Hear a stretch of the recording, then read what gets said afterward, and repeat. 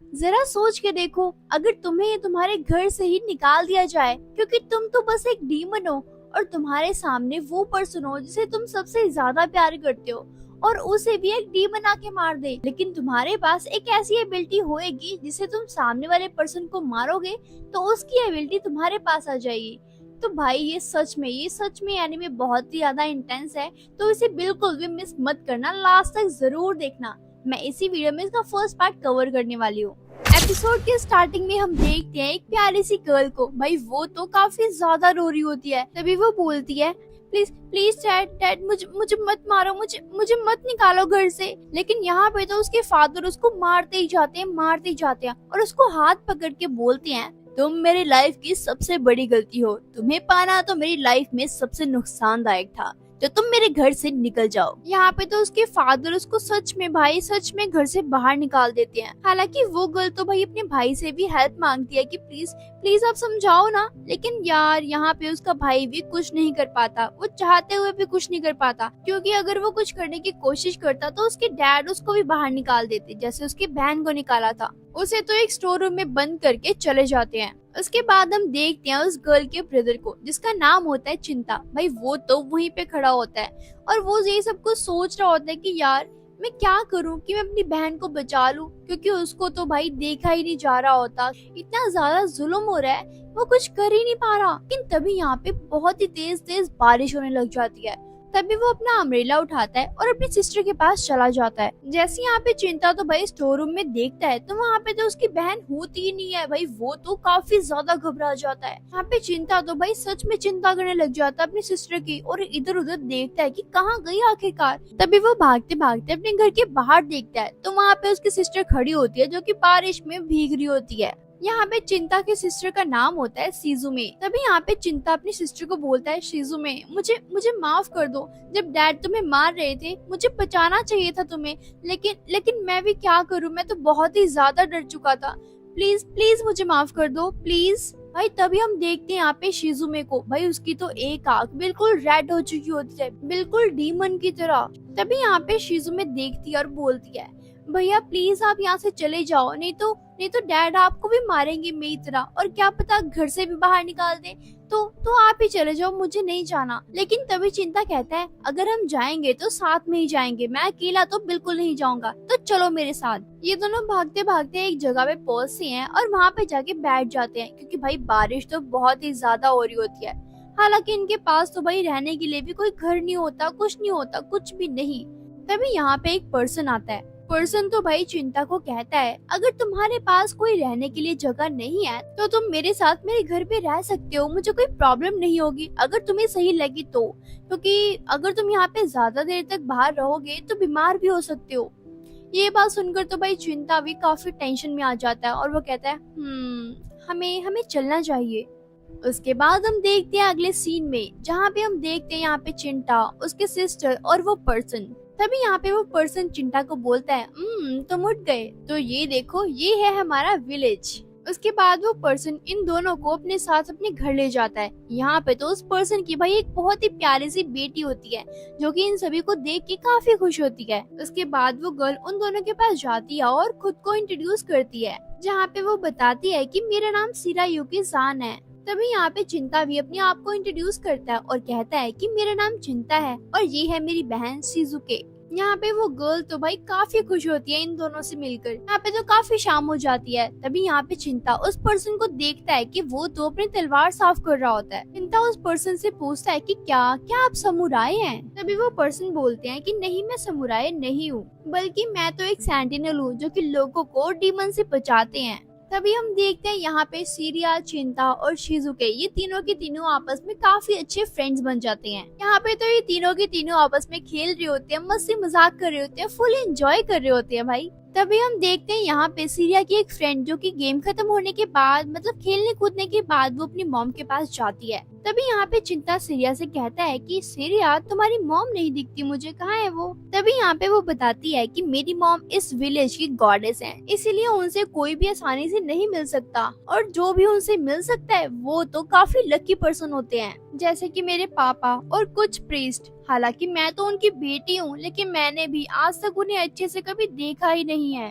तभी यहाँ पे चिंता उसे बोलता है कि हाँ मुझे पता है कि तुम्हारी मॉम का नेम युकोजो है, क्यों है ना? उन्होंने ही हमें परमिशन दी है यहाँ पे रहने की, क्यों मैंने सही कहा ना? तभी वो बोलती है हाँ। उसके बाद तो हम सीधा 3 साल बाद का सीन देखते हैं। हम देखते हैं यहाँ पे चिंता को, वो तो भाई तलवारबाजी सीखने का ट्राई कर रहा होता है। यहाँ पे जो पर्सन था जो यहाँ पे उन दोनों को लेकर आया था, जिसका नाम होता है मोटोहारू, क्योंकि यहाँ पे तो चिंता मोटोहारू जैसा बनना चाहता था। चिंता भी यहाँ पे लोगों को प्रोटेक्ट करना चाहता था, काफी सारे डीमन से उनकी रक्षा करना चाहता था। लेकिन भाई यहाँ पे चिंता तो तलवारबाजी सीख ही नहीं पाता, क्योंकि वो तो काफी स्लो होता है। वो काफी ट्राई करता है लेकिन नहीं, उससे नहीं हो पाता, तो वो तो सैड होके बैठ जाता है भाई। लेकिन एक बात तो है, मतलब बार बार ट्राई करते रहोगे तो कभी ना कभी तो सीखोगे ही ना, तो हार नहीं माननी चाहिए। तभी यहाँ पे मोटोहारू चिंता को बोलते हैं कि तुम टेंशन मत लो, तुम तो वैसे काफी अच्छा कर रहे हो, मैं चाहता हूँ कि तुम ऐसे ही करते रहो, और अगर तुम ऐसे ही करते रहे ना तो तुम मुझसे भी ज्यादा अच्छे सेंटिनल बन जाओगे और लोगों की रक्षा कर पाओगे। तभी यहाँ पे सीरिया भी आ जाती है और कहती है कि हाँ डैड आपने सही बोला, ये जरूर कामयाब होगा। उसके बाद हम काफी दिनों बाद यहाँ पे चिंता को देखते हैं। यहाँ पे चिंता की तो भाई पूरी की पूरी लुक ही चेंज हो जाती है। चिंता तो इस विलेज का सबसे स्ट्रॉन्गेस्ट सेंटिनल बन जाता है, जैसा कि उसने पहले सोचा था। और हाँ, अगर हम किसी चीज को ठान लेना कि हमने ये करना ही करना है, चाहे फिर जो मर्जी हो, हम वो कर ही लेते हैं, क्यों है ना? यहाँ पे तो चिंता रक्षा कर रहा होता है अभी की प्रेजेंट गॉडेस, जिसका नाम होता है शिरिया युकी। उसके बाद यहाँ पे चिंता सभी को बताता है कि कैसे डीमंस ह्यूमंस की फॉर्म लेके विलेज पे अटैक करने का ट्राई करने काफी दिनों से कोशिश कर रहे हैं। तभी यहाँ पे एक चीफ बैठा हुआ होता है, वो बोलता है अच्छा वो डीमन तो फिर पक्का से गॉडेस का तो लिवर खाने के लिए आया होगा, क्योंकि हमारी एशियन हिस्ट्री के हिसाब से जो भी गॉडेस का लिवर खाता है वो तो इमॉर्टल बन जाता है। इस बात पे तो भाई कोई भी विश्वास नहीं करता। तभी यहाँ पे चीफ बोलता है तुम विश्वास करो या ना करो, लेकिन ऐसे अटैक्स तो पहले भी हो चुके हैं, तो मैं तुम सभी को पहले ही बता रहा हूँ, ठीक है ना? सुन लो ध्यान से कि ये अटैक जो डीमंस कर रही है ना, ये अटैक पहले वाले गॉडेस के ऊपर हुआ था, जो कि थी सीरिया की मॉम। अगर मुझ पे बिलीव नहीं होता ना तो तुम मुझसे जाके पूछ लो। हालांकि यहाँ पे सीरिया के फादर ने भी उस डीमन को मारते हुए अपनी जान गंवा दी थी। आई होप ये सब कुछ सुनने के बाद मुझे नहीं लगता कि तुम अब डाउट करोगे, अगर है तो पूछ लो। यहाँ पे तो भाई क्यूमासा नाम का एक पर्सन है जो कि चीफ का बेटा होता है, वो तो यहाँ पे चिंता का काफी मजाक उड़ाता है। यहाँ पे तो चिंता और क्यूमासा के बीच में तो बहस भी होने लग जाती है। यहाँ पे जो गॉडेस शिरिया होती है वो बोलती है कि तुम फौरन एक दूसरे से माफी मांगो और चले जाओ यहाँ से। जब यहाँ से सभी के सभी लोग चले जाते हैं, लेकिन यहाँ पे चिंता तो अभी भी बैठा हुआ होता है। तभी यहाँ पे शिरिया आती है और वो तो भाई बिल्कुल नॉर्मल फॉर्म में एकदम प्यार से बात करती है चिंता से। लेकिन यहाँ पे चिंता शिरिया से ऐसे बात करने के लिए मना करता है, लेकिन दूसरी तरफ वो सोचता है कि ये तो मुझे बचपन से जानती है, अगर मैं इसे कुछ समझाऊंगा भी तो उसने मेरी कहाँ ही सुननी है यार। तभी शिरिया यहाँ पे चिंता को बताती है कि शिजुके तुम्हारा वेट कर रही थी। उसके बाद यहाँ पे दोनों ही आपस में नॉर्मली बात करते हैं। उसके बाद हम देखते हैं यहाँ पे शिजुके को, भाई वो तो आराम से सो रही होती है। वो यहाँ पे इसलिए सो रही होती है क्योंकि यहाँ पे उसे गॉडेस के आसपास रहने से स्ट्रिक्टली मना किया होता है, बिकॉज वो तो भाई डीमन होती है ना एक, मैंने आपको स्टार्टिंग में भी बताया था। लेकिन है तो ये तीनों आपस में दोस्त ना, लेकिन फिर भी ये मिल ही लेते थे। यहाँ पे हम देखते हैं शिजुके को, भाई उसकी तो हाइट ही नहीं बड़ी होती, शायद इसलिए क्योंकि वो एक डीमन है। अभी यहाँ पे चिंता को लगता है कि शायद कोई पीछे से आ रहा है। तभी यहाँ पे चिंता शिजुके को छुपने के लिए कह देता है। तभी हम देखते हैं यहाँ पे वो और कोई नहीं होता, भाई वो तो चीफ होता है। जैसे चीफ अंदर आता है वो तो चिंता को बाहर जाने के लिए कहता है, क्योंकि उसने गॉडेस से कुछ पर्सनल बात करनी होती है। उसके बाद हमें अगले सीन में शिरिया, चिंता और शिजुके का मतलब पास्ट का सीन दिखाया जाता है, जहाँ पे हमें दिखाया जाता है कि यहाँ पे शिरिया के तो पेरेंट्स मर चुके होते हैं। तभी यहाँ पे वो डिसाइड करती है कि आने वाले टाइम पे मैं गॉडेस बनूंगी उसकी मॉम की जगह पे। साथ ही में ये भी बोलती है चिंता, अगर मैं गॉडेस बन गई ना तो फिर हम दोनों रोज नहीं मिल पाएंगे। लेकिन तभी यहाँ पे चिंता कहता है वो तो है, लेकिन मेरे पास एक आइडिया है। अगर तुम गॉडेस बनोगी तो मैं यहाँ का सबसे पावरफुल सेंटिनल बन जाऊंगा, जिसके कारण हम जब चाहे तब मिल भी सकेंगे। उसके बाद हम देखते हैं पेड़ के ऊपर जहाँ पे दो डीमंस बैठे हुए होते हैं। वो दोनों के दोनों तो शिजुके के ऊपर नजर रख रहे होते हैं। उसके बाद हम देखते हैं यहाँ पे चिंता को, भाई वो तो आराम से बैठा हुआ होता है। अभी यहाँ पे उसके पास शिजुने भी आ जाती है और ये दोनों आपस में बात कर रहे होते हैं। तभी यहाँ पे तो शिरिया आ जाती है। यहाँ पे चिंता उसे देख के तो भाई काफी शॉक्ड हो जाता है। वो कहते हैं तुम यहाँ पे कैसे आई, और वैसे भी तुम तो अब गॉडेस बन चुकी हो, अगर तुम ऐसे ही मेरे घर में आ जाओगी तो तुम्हारे लिए अच्छा नहीं है, तो तुम सोच समझ के आया करो। तभी शीला कहती है ओहो तुम टेंशन मत लो, मैंने सभी की परमिशन ली है, उसके बाद ही मैं यहाँ पे आई हूँ। उसके बाद ये तीनों आपस में बैठ के खाना खोना खाने लग जाते हैं। खाना खाते खाते ये तीनों डिसाइड करते हैं कि यहाँ पे श्रेया और चिंता की आज छुट्टी है, तो क्यों ना कहीं घूमने चला जाए। फिर शिजुने कहती है हाँ क्यों नहीं, तुम्हें जाना चाहिए। यहाँ पे शिजुने को भी पता होता है कि ये दोनों आपस में बहुत लाइक करते हैं एक दूसरे को, इसीलिए वो तो काफी खुश होती है। यहाँ पे तो ये दोनों घूमने के लिए निकल जाते हैं और यहाँ पे भाई सभी के सभी ने घूर घूर के देख रहे होते हैं, जैसे गलियों में यार आंटियां घूर घूर के देखती हैं, सेम वैसे ही। उसके बाद ये इस जगह पे बैठ जाते हैं। उसके बाद ये दोनों आपस में डिस्कशन करते हैं कि जैसे मेरे पेरेंट्स इस पूरे विलेज को संभालते थे, ध्यान रखते थे, प्रोटेक्ट करते थे, सेम उसी तरह हम भी अपने विलेज को प्रोटेक्ट करेंगे, उनकी तरह बनेंगे। कुछ देर बाद ही यहाँ पे श्रेया चिंता को बोलती है कि चिंता मैं तुम्हें एक बहुत ही इम्पोर्टेंट बात बताने वाली हूँ, तो ध्यान से सुनना। मैं तुम्हें ना बहुत ज्यादा लाइक करती हूँ, बहुत ही ज्यादा, लेकिन साथ ही में मैं एक गॉडेस भी हूँ, तो मेरे कुछ कर्तव्य भी बनते हैं और हमारे चीफ चाहते हैं कि मेरी शादी चीफ के बेटे से हो, जिसका नाम है क्यूमासा, क्योंकि चीफ चाहते हैं कि अगला आने वाला चीफ मेरा बेटा ही बने, और आने वाली गॉडेस तुम्हारी बेटी यानी कि मेरी बेटी की बात कर रहे हैं कि मेरी बेटी ही बने। अगर आगे जाके डीमंस ने मुझे मार भी दिया तो मेरी जगह मेरी बेटी बनेगी गॉडेस। भाई साथ ही में वो ये भी कहती है कि मेरा मन करता है कि मैं तुम्हारे साथ यहाँ से भाग जाऊं, लेकिन मुझे पता है कि तुम मुझे लाइक नहीं करते, तुम मुझे प्यार नहीं करते हो। लेकिन यहाँ पे चिंता समझ जाता है कि वो क्या कहना चाहती है। तभी वो कहता है कि मैं तुम्हें बहुत प्यार करता हूँ, तुमसे भी ज्यादा, लेकिन तुम तो एक गॉडेस हो, अगर हम भागेंगे तो वो तुम्हें शोभा नहीं देगा। तुम्हारे मॉम डैड के सपनों का क्या होगा, जो उन्होंने सोचा था कि वो इस विलेज की प्रोटेक्शन करेंगे, हमेशा उसको संभाल के रखेंगे। तो ये भागने वाला आइडिया तो बहुत ही बुरा है, हम ऐसा नहीं कर सकते। तो चलो आज से हम प्रॉमिस करते हैं कि हम दोनों मिलकर इस विलेज की प्रोटेक्शन करेंगे। ये दोनों आपस में प्रॉमिस तो कर लेते हैं, लेकिन इनका प्यार यहीं पे रह जाता है।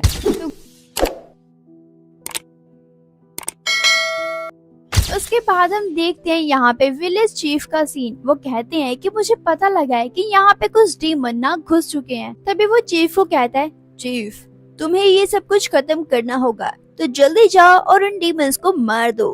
तभी चीफ उनके पास चला जाता है। कुछ देर बाद ही हम देखते हैं यहाँ पे क्यूमासा को, जो कि चिंता को तो काफी बुरी तरीके से मार रहा होता है। क्यूमासा तो उसे कॉलर से पकड़ता है और कहता है कि क्या तुम हमारी शादी से खुश हो? हाँ मुझे पता है कि तुम श्रेया से प्यार करते हो। तभी चिंता बोलते हैं हाँ मैं प्यार तो करता हूँ, लेकिन गांव की भलाई के लिए तो यही सही रहेगा कि तुम दोनों शादी कर लो। उसके बाद यहाँ पे चिंता उन डीमंस को मारने के लिए चला जाता है। जैसे वो आगे जाता है वो देखता है कि वो दोनों के दोनों डीमंस तो पेड़ पर बैठे होते हैं, क्योंकि कंटिन्यूसली शिजुने के ऊपर नजर रखते हैं। तभी यहाँ पे चिंता तो डीमन से फाइट करने लग जाता है, लेकिन यहाँ पे चिंता तो सिर्फ एक ही डीमन से फाइट कर रहा होता है और दूसरी तरफ दूसरा डीमन वो तो अंदर जाके फायदे का मौका उठा रहा होता है। सॉरी वो तो मौके का फायदा उठा के तो शिजुकी के पास चला जाता है और बाहर तो दूसरा डीमन चिंता के साथ फाइट कर रहा होता है। हालांकि वो डीमन तो चिंता के ऊपर काफी भारी पड़ रहा होता है, लेकिन फिर भी यहाँ पे चिंता हार नहीं मानता। वो कंटिन्यूसली उसके साथ फाइट करता रहता है। उसके बाद फाइनली वो यहाँ पे उस डीमन का हाथ काट देता है, लेकिन यहाँ पे तो उसको कुछ फर्क ही नहीं पड़ता। वो तो कहता है मुझे तो बहुत मजा आ रहा है। भाई सच में मतलब डीमंस को मजा आता है? उसका भाई हाथ कट चुका है, हाथ कोई टॉफी या कैंडल नहीं, उसे तो कोई फर्क ही नहीं पड़ता। लो खैर छोड़ो। और डीमन तो यहाँ पे चिंता से कहता है कि मुझे बताओगे कि तुमने एक घटिया सी तलवार क्यों पकड़ी हुई है?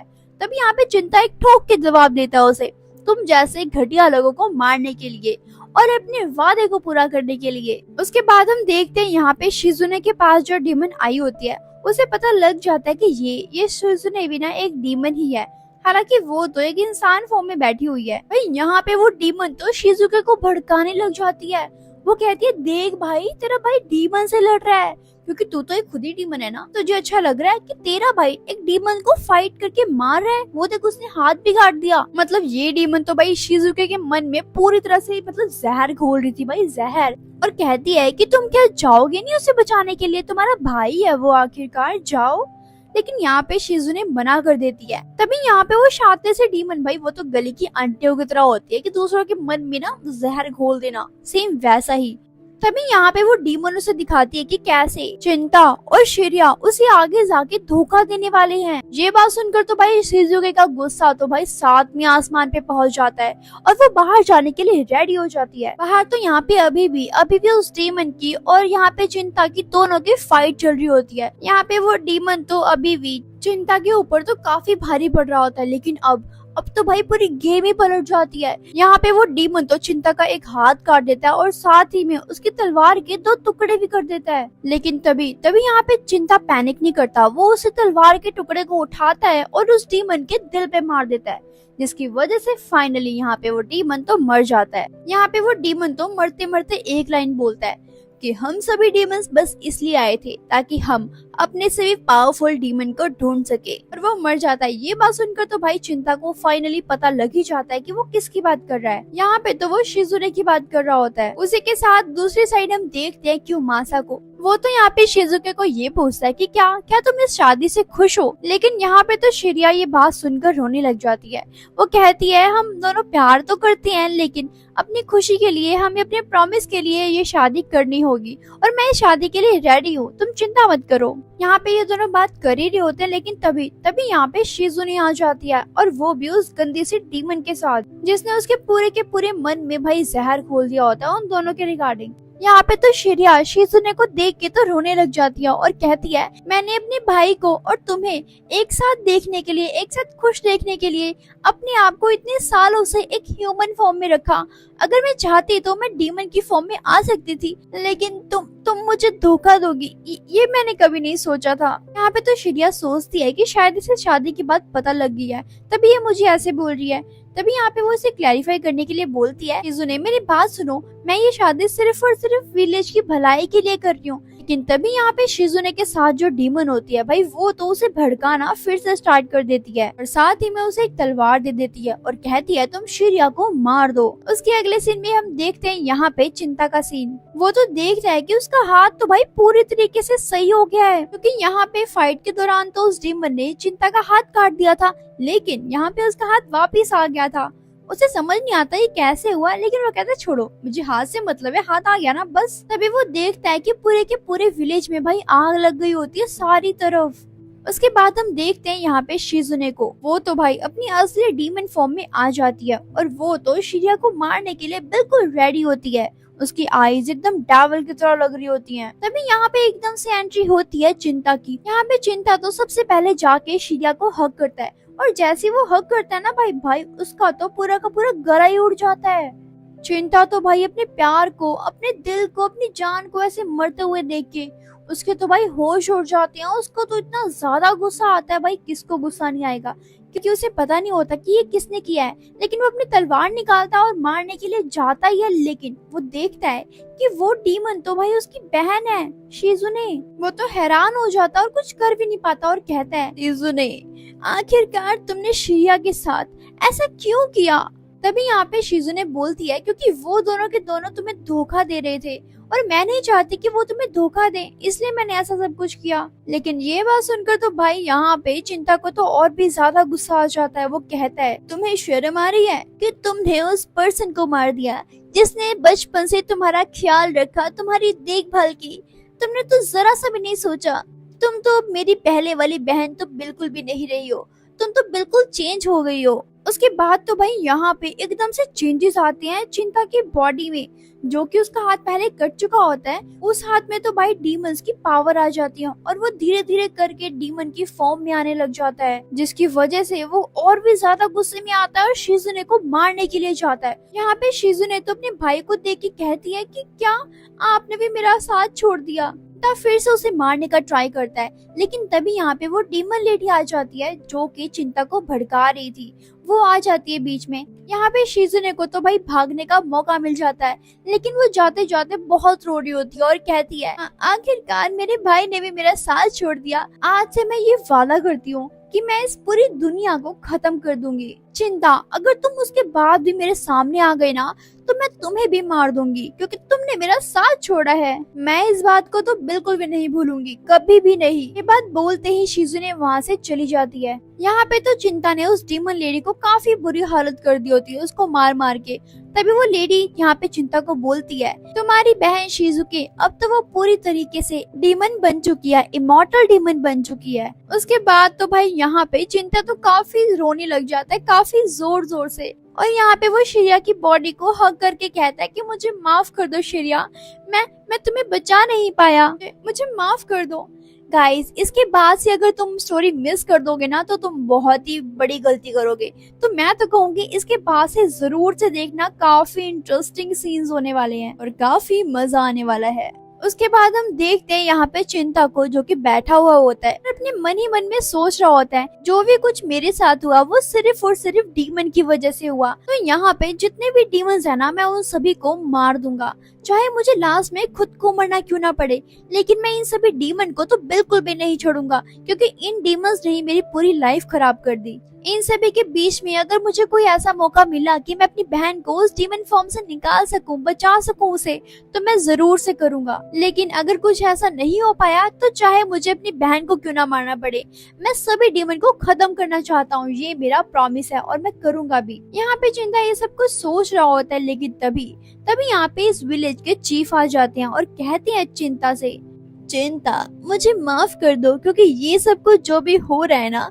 वो सब में मेरी गलती है। मुझे तो पता था कि तुम दोनों एक दूसरे से प्यार करते हो, लेकिन मजबूरन मुझे तुम दोनों को अलग करना पड़ा। तो आज मैं तुम्हें बता ही देता हूँ कि मैंने तुम दोनों को अलग क्यों किया। क्योंकि मेरा बेटा वो भी सीरिया से बहुत प्यार करता था और वो बहुत रोता था, तो मैंने सोचा क्यों ना उन दोनों की शादी करा दी जाए। लेकिन मैंने बहुत बड़ी गलती कर दी, मुझे माफ कर दो चिंता, प्लीज मुझे माफ कर दो। लेकिन तभी यहाँ पे वो चीफ चिंता को एक स्पेशल तलवार देता है और कहता है कि मैं तुम्हारे नाम का एक साइन बनाना चाहता हूँ, जिससे कि अगर तुम्हें आगे जाके कुछ हो भी जाता है तो तुम्हें सभी के सभी लोग याद रखे, तुम उनके लिए इंस्पिरेशन बनो। उसी के साथ यहाँ से चिंता तो चला जाता है। गाइस, उसके बाद तो हमें 170 साल बाद का सीन दिखाया जाता है। यहाँ पे तो हमें एक न्यू विलेज दिखाया जाता है, जहाँ पे हम देखते हैं एक वर्कर को जिसका नाम होता है जेंजी। यहाँ पे तो जेंजी भाई सभी को मक्खन लगाता है ताकि कोई ना कोई पर्सन तो उसे स्टोर से कुछ खरीद के दे दे।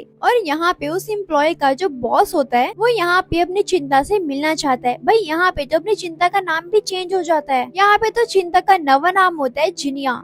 तभी हमें पता चलता है कि वो पर्सन जिनिया को इसलिए बुलाया होता है ताकि उसकी बेटी को वो प्रोटेक्ट कर सके डीमन से। तभी यहाँ पे जेंजी आता है जिनिया के पास और कहता है कि मैंने देखा है उस दिन पहले ऑनर की बेटी के पास एक डीमन आया था, वो तो बोल रहा था कि वो तो उस डीमन की बेटी है। इसका मतलब तो यही है ना कि वो डीमन ऑनर की बेटी को अपनी बेटी समझ रहा है। लेकिन यहाँ पे अपना ऑनर वो तो अपनी बेटी से बहुत प्यार करता है, वो तो अपनी बेटी के बिना एक मिनट भी नहीं रह सकते। तभी यहाँ पे उन्होंने अपनी बेटी को प्रोटेक्ट करने के लिए तुम्हें यहाँ पे बुलाया है ताकि तुम उसकी प्रोटेक्शन कर सको। तभी हम देखते हैं यहाँ पे उस डीमन की बेटी जिसका नाम होता है नात्सु, वो वहाँ पे आ जाती है। वो यहाँ पे देखती है जिनिया को और कहती है, अरे ये नहीं, मैं इसके साथ नहीं रहने वाली, ये मुझे किसी भी एंगल से प्रोटेक्टर तो नहीं लगता, फ्रॉड लगता है यार।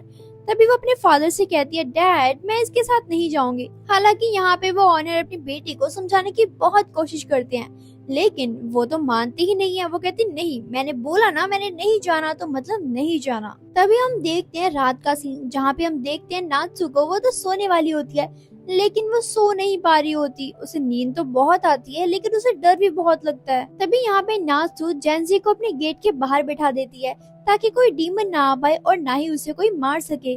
जैसे वो सोने वाली होती है, लेकिन तभी उसे एक डीमन की प्रेजेंस महसूस होती है। भाई यहाँ पे जेंजी के सामने तो वो डीमन आ चुका था और उसकी तो भाई फट रही होती है पूरी तरीके से। जेंजी तो यहाँ पे हिल ही नहीं पा रहा होता, उसके हाथ तो जैसे फ्रीज हो चुके होते हैं। जैसे वो डीमन उसके पास आने ही वाला होता है, लेकिन तभी यहाँ पे जिनिया आ जाता है और उस डीमन को अपनी तलवार से रोक देता है। इसके बाद वो उसके हाथ को काट देता है। यहाँ पे आवाजें वगैरह सुन के ना भाई नात्सु भी बाहर आ जाती है और वो यहाँ पे उस डीमन को देख के तो काफी शॉक्ड होती है। लेकिन तभी यहाँ पे जिनिया उस डीमन से पूछता है कि क्या तुम मुझे बताओगे कि तुम यहाँ पे करने क्या चाहते हो, तुम्हें चाहिए क्या? और डीमन तो भाई बस एक ही रट लगा के बैठा होता है कि मुझे मुझे मेरी बेटी वापस कर दो, प्लीज प्लीज मुझे मेरी बेटी वापस कर दो। ये बात सुनकर तो जिनिया को काफी गुस्सा आता है। वो अपनी तलवार निकालता है और उसे बीच से काट देता है। हालांकि वो उतने टाइम तो वहाँ से चला जाता है। तभी यहाँ पे जिनिया उन सभी को बताता है कि देखो, ये डीमन अभी यहाँ से चला तो गया है, लेकिन ये पूरी तरीके से मरा नहीं है, तो मेरे हिसाब से ये वापस तो जरूर से आएगा, तो तुम लोग अपना ध्यान रखना।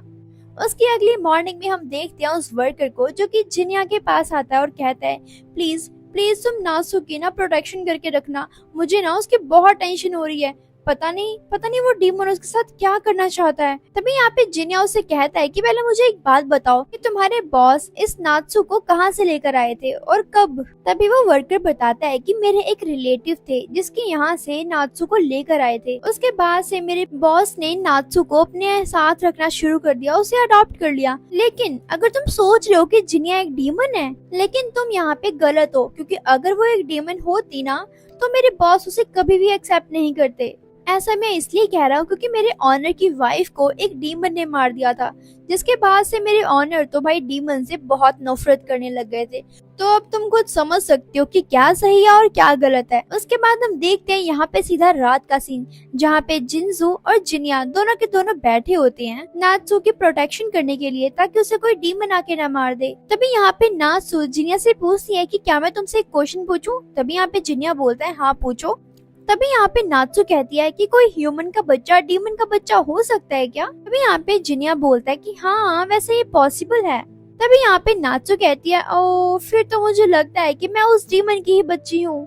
जिनिया कहता है कि नहीं नहीं, तुम उस डीमन की बच्ची नहीं हो, क्योंकि मेरा भी रिलेशन एक डीमन से था काफी टाइम पहले, तो मुझे सब कुछ पता है। तो मेरे हिसाब से तुम डीमन की बच्ची नहीं हो, क्योंकि डीमन सिर्फ ह्यूमन और डीमन से ही पैदा नहीं होते, क्योंकि वो तो डार्क इमोशन और बुरे थॉट से भी पैदा हो सकते हैं ना। यहाँ पे ये दोनों बात कर ही रहे होते हैं, लेकिन तभी यहाँ पे एकदम से वो डीमन आ जाता है। लेकिन तभी यहाँ पे जिनिया अपनी पावर का यूज करते हुए उसके पास फटाफट जाता है और उसे हाथ पकड़ के नीचे गिरा देता है और उसे पकड़ लेता है। तभी यहाँ पे जिनिया नात्सु से पूछता है कि क्या मैं इसे मार दूं? जिनिया नात्सु से इसलिए पूछ रहा होता है क्योंकि यहाँ पे ये जो डीमन है ना, ये तो नात्सु के बैड इमोशन से बना है, और जब तक नात्सु के बैड इमोशंस नहीं खत्म हो जाते तब तक ये डीमन भी नहीं मरेगा, ये वापस से बार बार वापस आता रहेगा। यहाँ पे तो नात्सु अपने मन में सोचने लग जाती है, शायद ये इसी वजह से होगा क्योंकि मैं हमेशा से अपने रियल फादर को पाना चाहती थी, उनके रियल प्यार को पाना चाहती थी, क्योंकि जिन्होंने मुझे अडॉप्ट किया है मुझे लगता है कि वो मुझे प्यार नहीं करते।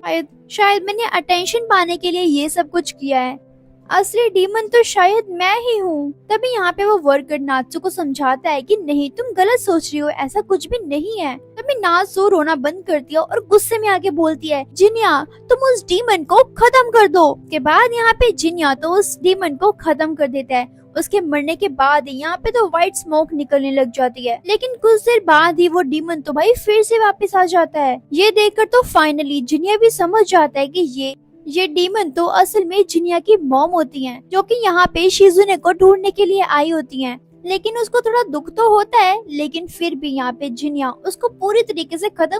उसके बाद तो यहाँ पे वो वर्कर तो जिनिया को शुक्रिया कहते हैं। तभी यहाँ पे जिनिया जा रहा होता है, लेकिन वो जाते जाते एक लाइन बोल के जाता है कि हमारे पास एक ही लाइफ है, इसीलिए तुम अपनी लाइफ में जो भी कुछ करना चाहती हो ना तो वो करके मरना। ये बोलते ही जिनिया तो यहाँ से चला जाता है। उसके बाद यहाँ पे नात्सु के फादर आ जाते हैं और यहाँ पे नात्सु अपने फादर से पूछती है कि क्या आप मुझे बता सकते हैं कि आप जिनिया के ऊपर इतना भरोसा कैसे कर सकते हो? तभी यहाँ पे वो बताते हैं कि आखिरकार अपने बेटे के ऊपर किसको विश्वास नहीं होता। ये बात सुनकर तो भाई यहाँ पे दोनों के दोनों शॉक्ड हो जाते हैं और कहते क्या? एक सेकंड के लिए तो इन दोनों को कुछ समझ ही नहीं आ रहा होता, लेकिन गाइस आपको समझ तो आ ही गया होगा ना कि यहाँ पे असल में ये जिनिया के फादर हैं, रियल फादर। हालांकि यहाँ पे तो जिनिया को भी ये पता लग चुका होता है। उसके बाद हम देखते हैं यहाँ पे जिनिया को, जो कि होटल में कुछ खाने के लिए आया होता है। यहाँ पे दोनों के दोनों पर्सन्स आपस में बात करते हैं कि कहीं दूर एक सीरियल किलिंग चल रही है।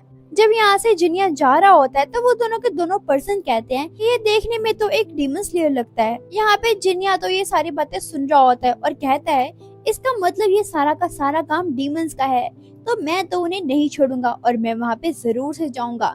लेकिन यहाँ पे उन दोनों पर्सन की जो बेटी होती है ना भाई, वो कहती है कि प्लीज प्लीज आप वहाँ पे मत जाना, बहुत खतरा हो सकता है आपको। लेकिन जिनिया यहाँ पे उसकी बातों को इग्नोर करके चला जाता है, क्योंकि यहाँ पे तो उसने खुद से ही एक प्रॉमिस किया था ना कि चाहे यहाँ पे जिनिया को कुछ भी करना पड़े, चाहे उसको अपनी बहन को क्यों ना मारना पड़े, लेकिन यहाँ पे जितने भी डीमंस है ना वो उन सभी को खत्म करना चाहता है, इस पूरी दुनिया से खत्म करना चाहता है, ताकि वो डीमंस और किसी को मार ना सके और मेरी तरह मेरी लाइफ को जैसे बर्बाद किया डीमंस ने और किसी लाइफ को बर्बाद ना कर पाए। तो गाइस इसका सेकंड पार्ट यहीं पे खत्म होता है। अगर आप इसका थर्ड पार्ट देखना चाहते हो तो मेरी वीडियो में कम से कम 20 लाइक्स करो, मेरे चैनल को सब्सक्राइब करो, वीडियो को लाइक करो और कमेंट करके बताओ कि आपको मेरी वीडियो कैसी लग रही है। अगर आपको कोई और एनिमे देखना है तो वो भी बता सकते हो। तो मिलते हैं हम अपनी नेक्स्ट वीडियो में, तब तक के लिए टाटा।